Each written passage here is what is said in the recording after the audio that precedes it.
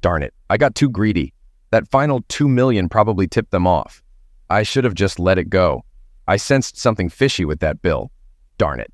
Now they're closing in, though they seem to think I'm unaware. This'll help. I still have time to vanish and ensure they can't track me any further. Good thing I had a plan for this. But who am I? And who's after me? My current identity doesn't matter. It's vanishing soon. In 2 hours, I'll transform completely. The trail the pursuers are following will lead to a dead end before they gather enough info to unmask me.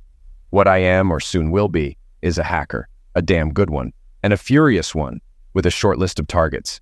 I'm going after odd cartels, monitoring their finances and discreetly tipping off the authorities with incriminating evidence.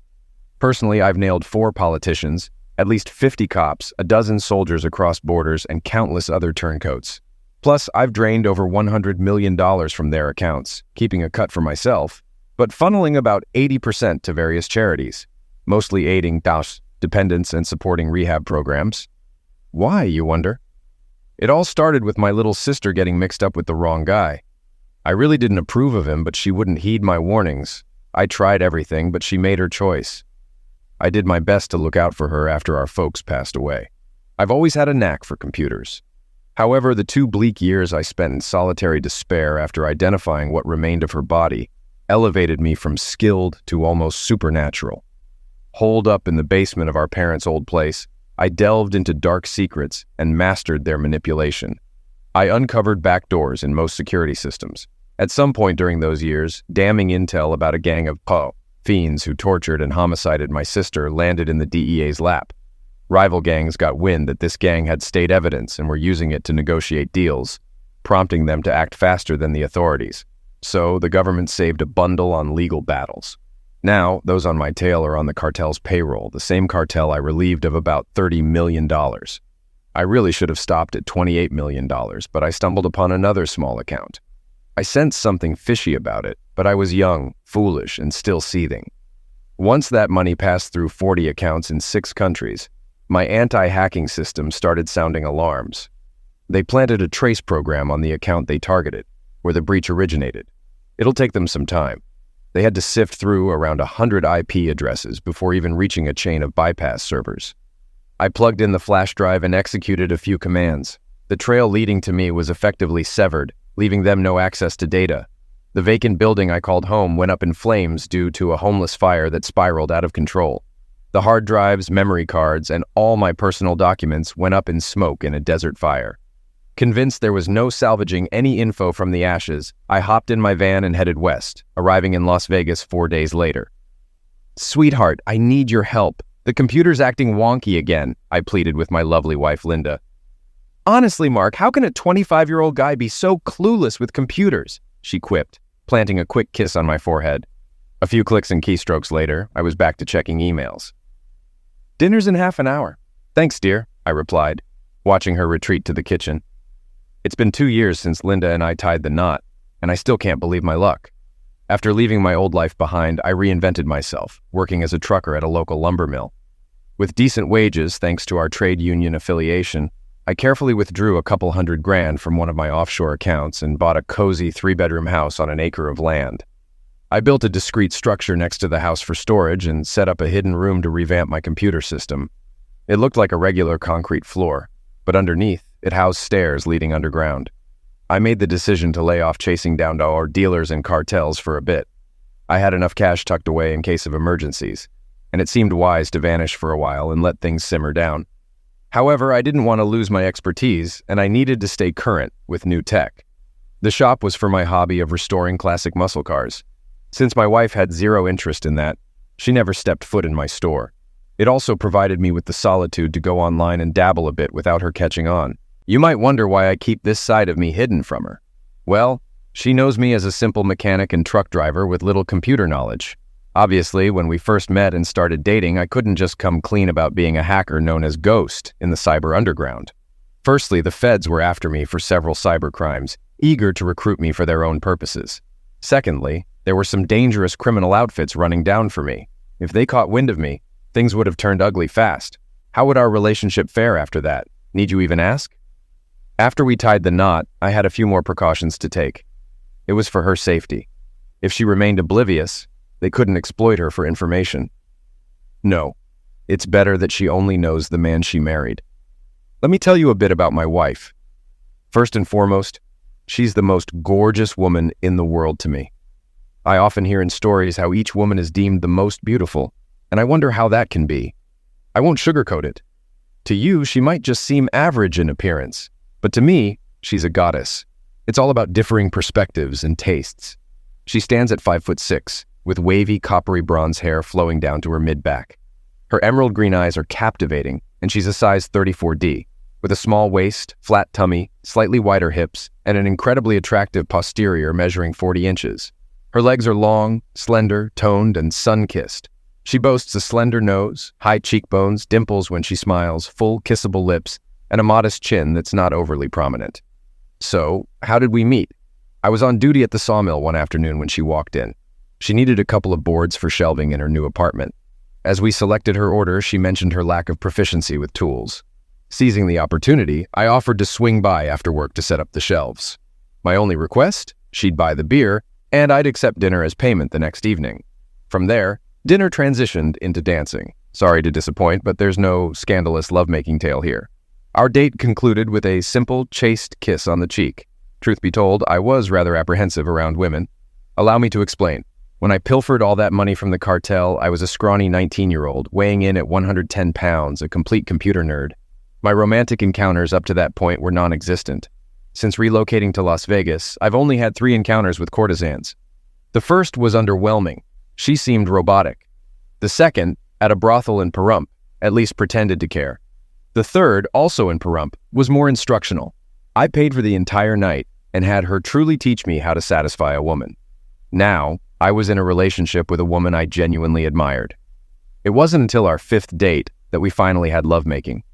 I treated her to dinner at the Stratosphere before hitting up a lively dance club on the Strip. After indulging in an expensive bottle of wine and a few drinks while dancing for a solid 2 hours, we headed back to my place. I used to think she was beautiful, but seeing her without clothes on, she was an absolute goddess. I didn't even need to ask. Her damp sheets confirmed everything was all right. As long as I made her happy, I was content. Apparently, the last courtesan I visited had taught me well. Additionally, I spent a whole year engaging in sports, which, combined with my work, increased my muscle mass and endurance. I now stood at 6 feet 1 inch tall. Despite considering myself a nerd, one thing I had never really considered was the size of my manhood. I just assumed I was average like everyone else. Of course, the courtesans raved about my size, but they had to, right? I didn't truly believe them when they praised my size. Linda and I dated for about 6 months before I popped the question, and 6 months later we tied the knot. We were happy together. Linda worked as an accountant for a large national company with an office in Las Vegas, pulling in a decent salary that, combined with mine, allowed us to live quite comfortably. I never needed to dip into my secret accounts. We dined at top-notch restaurants, caught shows, enjoyed rides on a nice pontoon boat on the lake, and both drove nice cars. Our bed life was pretty good, averaging about 4 times a week. Since we didn't have children yet, we made love all over the house, in the backyard, in the pool, in the hot tub. We relished the variety. Typically, after returning from work, I'd spend a couple of hours tinkering in my store before dinner. Half the time, I'd be working on one of my machines, while the other half, I'd be in the room playing on the computer. I wasn't doing anything explicitly wrong. I just hacked into places I shouldn't have been. I never actually stole anything or tampered with systems. I simply honed my skills. Sure, I could have pilfered loads of data and money, but I didn't want to leave any traces. After dinner, we'd cuddle up on the couch and watch a movie before turning in for the night. Sometimes our bedtime routine included a couple of hours of lovemaking before drifting off. I continued to exhibit my complete technological ineptitude. After all, who would suspect that someone who struggles to check their email is one of the world's most wanted hackers? Throughout all this time, I was hacking into the computer systems of banks, governments, and major corporations. I also reconfigured the legion of personal computer bots I once possessed. I concealed my whereabouts by launching my hacks from foreign servers, sometimes multiple servers simultaneously. About 6 months ago, I noticed Linda becoming a bit more tense. It didn't seem like a major issue at the time, though. Our frequency of lovemaking dropped from about 4 times a week to 2. She began working longer hours and seemed exhausted when she came home. Most nights, she'd head straight to the shower, eat dinner, then hit the hay. When I inquired, she mentioned something about a hefty bill they were trying to settle. It sounded plausible enough. Occasionally, she'd ring me up from her office on a Friday, letting me know she'd be hitting happy hour with some coworkers post-work. She'd done this enough times for me not to fret. After about 6 months, I inquired about the duration of these outings, figuring they'd either settle the bill or misplace it by then. Linda mentioned it'd likely be another week or two before things settled down again. Feeling she deserved some TLC after her hard work, I surprised her with a full day spa package for that Saturday. She was over the moon when I presented it to her on Wednesday night. After expressing her gratitude, we found ourselves in bed, enjoying each other immensely. Saturday rolled around and she departed for her spa day at 9 a.m. With a quick kiss goodbye, she headed out, not returning until 4 o'clock in the afternoon. I grabbed my coffee and headed to the shop to wrap up the engine I had on the bench. After about an hour's work, I took a break and made my way to the computer room. Up to that point, I intentionally refrained from hacking into Linda's company's systems. It was a principle I staunchly upheld, kind of like not fouling your own nest. I was resolute about this. I never meddled with the company I worked for, nor would I with the one she worked for. After logging in and checking my security programs, I started to ponder the nature of this significant account. Perhaps it was worth investigating further, maybe even accessing their servers to see what they held. Their security was laughably easy to bypass. I was in within minutes. My first destination, Linda's computer. Since she was working on the project, I figured I could glean some insights from there. Odd. There was nothing particularly noteworthy about the new major clients. I ran a few searches using keywords like offer, new client quote, and related terms, but found nothing. I then delved into her folders. That's when I stumbled upon a locked folder labeled Photos for James.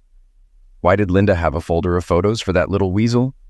Yes, I knew who James was. I'd met him several times at corporate events I attended with Linda. Despite her belief that he was quite adept with computers, I didn't particularly care for him. It took mere seconds to unlock the folder. To say I was shocked would be an understatement. Inside were dozens of photographs without clothes of Linda in her office, some depicting her engaged in carnal acts with another man in various positions. What struck me the hardest was the inclusion of photos of carnal activities she had consistently denied me. I sat there, staring blankly at the images. In that moment, a part of me felt like it died. Eventually, I snapped out of it and began to contemplate confronting her as soon as she returned home. Divorcing this deceitful woman was inevitable. I still had a few hours before her return, so I pressed on with my search for more clues. I suspected this all began about 6 months ago, when I first noticed a change in her behavior. Upon delving into her email, I was met with an even greater shock. Several email exchanges revealed that her affair with this other person was far more long-term than I had initially thought. Apparently, they had been involved for about a year before she even met me. If that's the case, why did she start a relationship with me in the first place? What's really going on here? Another email mentioned accounting discrepancies with some major clients, as well as their own company, along with something about an offshore account. I switched over to James's computer. There, too, were photographs of Linda, some depicting her in what seemed to be a motel room and in another man's bedroom. Realizing I needed more time for this, I decided to make copies of both his and Linda's computers, as well as their folders on the company network, onto a spare drive on my server.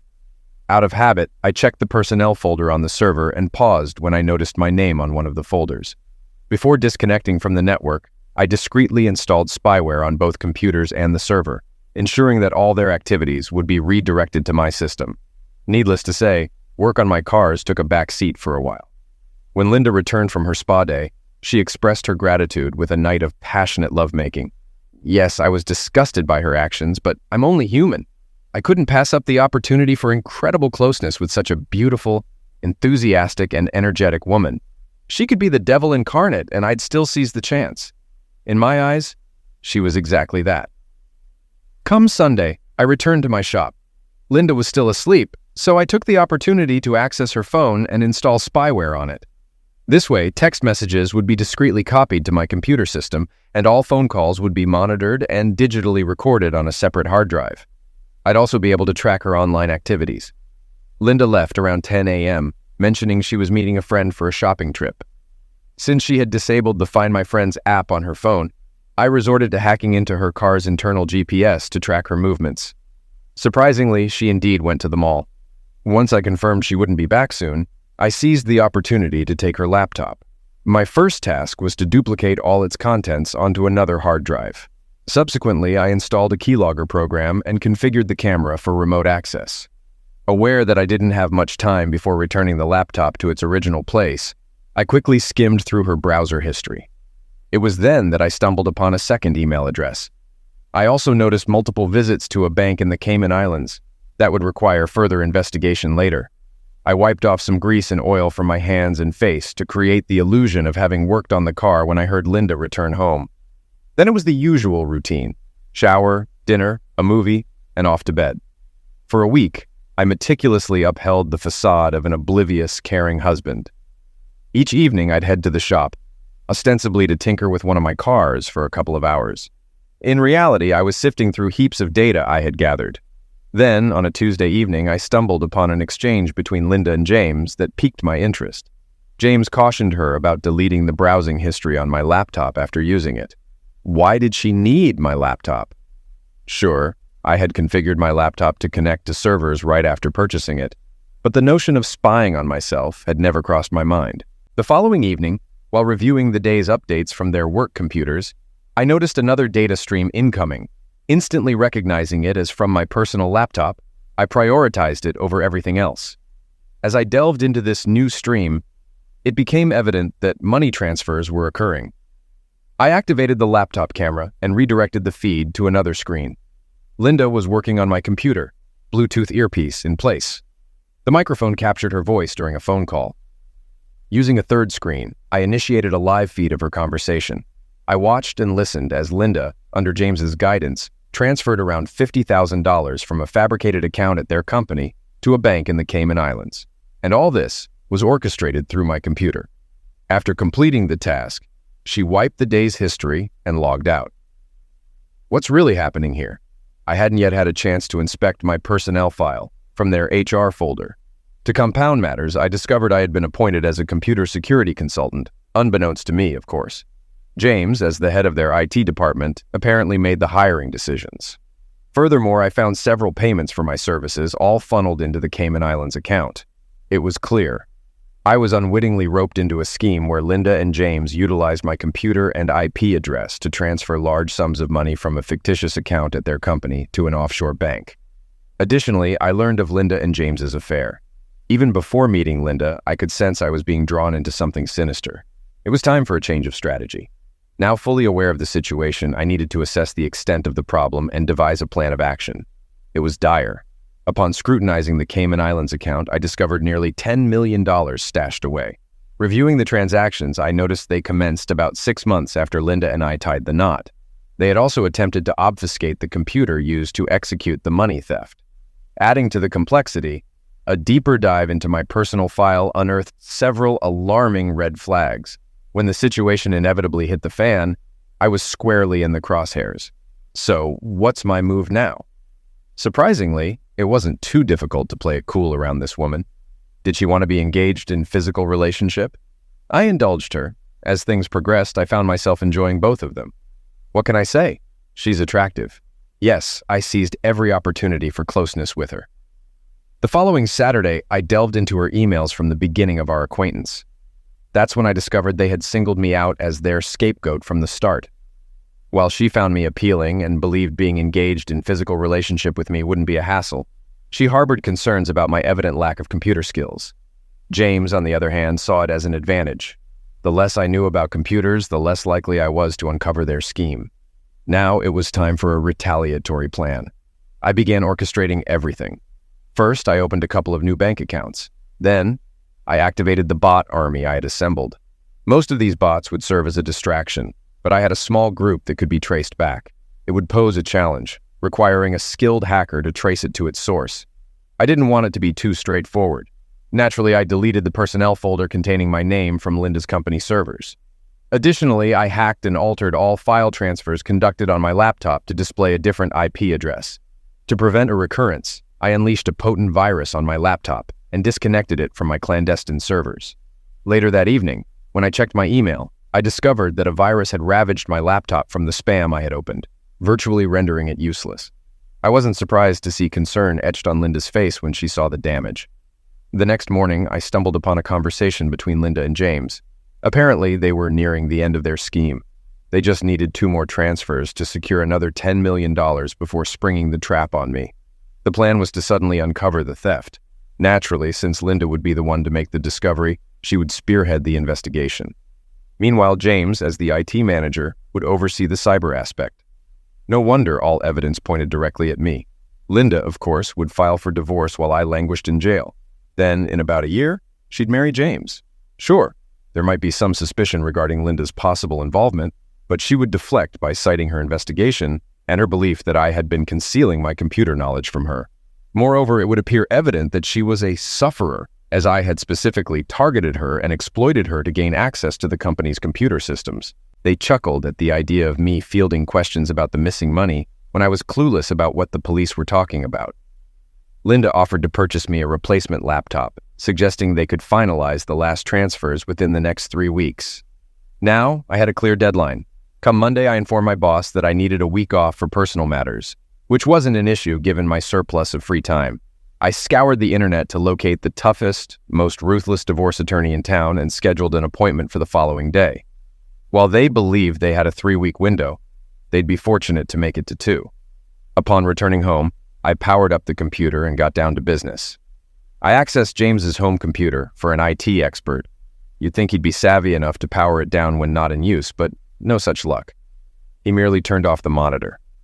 I routed his computer through a server in Belarus, though ultimately the connection would be obliterated.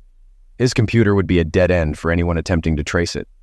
The cartel I infiltrated 5 years ago had at least taught me a thing or two about security. Despite changing their accounts and passwords, they still utilize the same banks.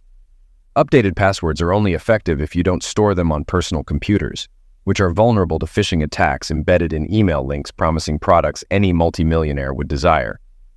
This was just the preliminary phase. I'd deal with James after I finished with Linda. James wouldn't survive this, and I still needed him to bring Linda down. As per my routine, I headed to my shop to tinker with my car. Meanwhile, she dashed off to Walmart to procure a new laptop for me. During her absence, I laid the groundwork for the scheme. It was crucial for her to be present at home when using the computer. If she could prove she wasn't home, she'd have an alibi. I couldn't allow that. Upon her return, she messaged me that she'd purchased the laptop and estimated it would take about an hour to set it up for me. I expressed my gratitude and got to work. Initially, he severed all connections with James. Despite my disdain for her, I still didn't want her to suffer. James would likely face torture and end of life, while Linda might only end up in prison for decades, who knows. I established a separate server route to Linda's laptop, providing a direct link to her work computer and then to the company servers. $20 million was funneled from the company into 4 accounts under her name. Travel arrangements were finalized, securing a one-way ticket for her to the Cayman Islands on Thursday morning. Before she left her computer, I purged James from her contacts, deleted all emails with him, and wiped the account's history clean. Subsequently, I removed all my spyware, taking a calculated risk that she wouldn't have enough time to react. Too bad. Next, I terminated and erased the connection with her laptop. After completing these tasks, I remotely disabled the wireless router in the house. I possessed a separate superior router in the store, unbeknownst to her. A message surfaced from the spyware I planted on her phone. Apparently, she had finished setting up the laptop for me when the internet suddenly vanished, just as she was about to execute another transfer on my computer. I couldn't help but laugh as they grappled with the issue. While they were preoccupied, I swiftly transferred all the stolen money into new accounts under Linda's name. Once the account was depleted, I promptly closed it. Lastly, I removed the spyware from Linda's phone to prevent any unwanted attention. Satisfied with my actions, I headed out for dinner. Tomorrow promised to be an eventful day, to say the least. Linda appeared visibly anxious, to put it mildly. Upon my arrival, she informed me that my new computer was set up and ready, but the internet was down, preventing me from logging in or checking my email. Little did she know, this posed minimal inconvenience for me. Throughout the evening, she remained preoccupied, engrossed in her phone during the entire movie. I sensed her growing disappointment, suspecting her attempts to access the account had failed. She also seemed to be messaging someone. As I retired to bed, a smile crept onto my face. There would be no closeness that night. The following morning, I left the house before Linda departed for work, biding my time until my appointment with the lawyer. I couldn't help but wonder how Linda's day would unfold. Soon enough, I would have all the answers. Finally, I was ushered into my lawyer's office. You know those TV dramas where a dashing lawyer, impeccably dressed in a suit that's both professional and seductive, strides into the courtroom and effortlessly outmaneuvers the opposition? That was my lawyer. Standing at 5'6", with an angelic face, curves that could make a race car swerve, legs that seemed to stretch for miles, and a chest that could incite a war. Within 2 minutes of the hearing, it was clear she was going to be a formidable force in the courtroom. You could practically hear your heart harmonizing with the choir in the room. After ensuring confidentiality, I confided in her about my wife's infidelity throughout our entire relationship. Then, I detailed the embezzlement and the setup. When she asked how I knew all this, I gave a partial explanation. Well, let's be honest, I spun quite a tale. I claimed I was using my wife's laptop because mine was malfunctioning. And that's when I stumbled upon a folder filled with explicit photos and discovered her incriminating emails to her lover. Those emails laid bare her betrayal and their illicit dealings. I just wanted out of this marriage before the proverbial hit the fan. She agreed to handle the case and begin preparing the necessary documents. She mentioned she could serve her by week's end. However, I urged her to hold off for a moment. I had a sudden stroke of inspiration and didn't want to tip my hand too soon. With that, we wrapped up the meeting and I returned home, fired up my system, reactivated my home Wi-Fi, and got down to business. I left spyware operational on Linda's work computer. Apparently, things went haywire pretty quickly. Bright and early the next morning, an emergency meeting convened. The $20 million theft was uncovered, sparking an immediate investigation. Meanwhile, I managed to hack into James's phone. James traced the theft back to Linda and discovered their account had been drained, and the funds transferred to new ones totaling $20 million. Accusations flew, but no plausible explanations emerged. Suddenly, Linda received an email summoning her to a meeting with the CEO, CFO, and head of security. This was bound to be interesting. The sound of several cars pulling into my driveway interrupted my leisure. I secured the premises, heading to the main store and ensuring the secret door was locked. No need for anyone to poke around in there. To keep up appearances, I slicked some lube on myself to mimic working on my car. Exiting the store, I spotted police cars and large Chevrolet Suburbans. The officers wore standard uniforms, but those emerging from the SUVs sported windbreakers with FBI emblazoned on them. Curious. I barely glanced at the warrants before ushering them into the house, offering full cooperation since I had nothing to hide. Playing guide, I pointed out my wife's computer and mentioned mine, which had barely been touched since we got it yesterday, with the Wi-Fi down last night. Take what you need, I said. I'm not really savvy with computers. My story held up during several hours of harsh questioning at the police station. After all, I was just a truck driver with minimal computer knowledge. I professed ignorance about my wife's work as an accountant, insisting I didn't know her clients. A one-way ticket out of the country, only she would know about that. Poor James, forced to testify against her, must have felt deeply betrayed upon discovering she had siphoned off the money into her own accounts, leaving him with nothing. They soon realized I was clueless about the situation. Despite a thorough search of my store, they failed to uncover the entrance to the computer room. Eventually, they sent me home. Linda was arrested while I was being interrogated. James, witnessing the discovery of the money, must have been gutted to learn she had cut off his access, transferred the funds, and skipped town, leaving him high and dry. Thankfully, I anticipated the impending interrogation since, after all, I'm her husband. It's logical to assume I'd be implicated in this. Naturally, she reached out to me as her only call, so I promptly secured a lawyer for her. I extensively researched local defense attorneys to ensure I didn't inadvertently hire a competent one. Instead, I deliberately chose a subpar lawyer, aiming for her conviction and full sentence. What's intriguing is the federal nature of this case. There's no parole or early release. If sentenced to 20 years, it's 20 years served. I attended her bail hearing, using our house as collateral to secure her release. Due to flight risk, she wore an ankle monitor. Despite my disdain, I maintained the facade of a caring husband. Fortunately, her distress spared me any marital duties. Her phone, seized as evidence, was swiftly replaced by me, complete with my spyware. Oddly, James blocked her. When she reached out, he declined contact, aware he'd testify against her. Stubbornly, she rejected a plea deal, adamant someone framed her. She truly believed she'd triumph. Admittedly, she did take half the money, but not all. Nor did she use that account, her own computer, buy a ticket, or fire her partner. The money was returned without issue. The trial amused me. Watching James testify against his lover using computer records revealed his inner conflict. He believed she planned to flee, leaving him behind. Linda felt betrayed by her supposed soulmate, leading to her imprisonment. I felt triumphant during the 3 days of his testimony, witnessing her transition from love to resentment. Despite her efforts on the stand, the overwhelming evidence left her unable to provide a credible defense. She now faces a 20-year sentence in federal prison. With the trial concluded, it was time to deal with James. I had a devious plan for him, though he'd never know it was me behind his downfall. Such a scheme would be satisfying. I instructed my lawyer to update the divorce papers to reflect Linda's conviction and lengthy incarceration. Within days, she was served. Setting up new accounts in Geneva and the Cayman Islands tied to James, I subtly left traces on the dark web, all pointing to his IP address. The ghost of my past exploits resurfaced after 5 years, sparking chatter among hackers. Now, the challenge was to leave a trace convincing enough to implicate an experienced hacker, yet subtle enough to cast doubt on my involvement. I navigated through 10 servers spread across 6 different countries. Eventually, I deployed a legion of bots and initiated an assault on the initial bank. After gaining access, I located the 2 target accounts and moved them to James's newly created accounts. With that task completed, I halted the bank attack, severed my connection to James's computer, and monitored the dark web for any responses. While I didn't anticipate immediate repercussions, caution was paramount. The following morning, another bank fell sufferer to an attack, resulting in the depletion of 4 additional accounts.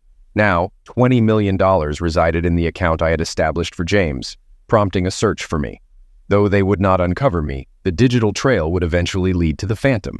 Various dark web hacker forums ignited with activity, indicating a group tracking the trail, likely the same one from 5 years prior. It was time to conclude this. Returning to the bank, I bypassed James's computer and transferred $20 million to another account in Switzerland, ensuring no trace of the transaction remained. I had no concerns about the cartel reclaiming that money. After reaccessing James's computer, I launched a targeted attack on a bank account containing a tracker.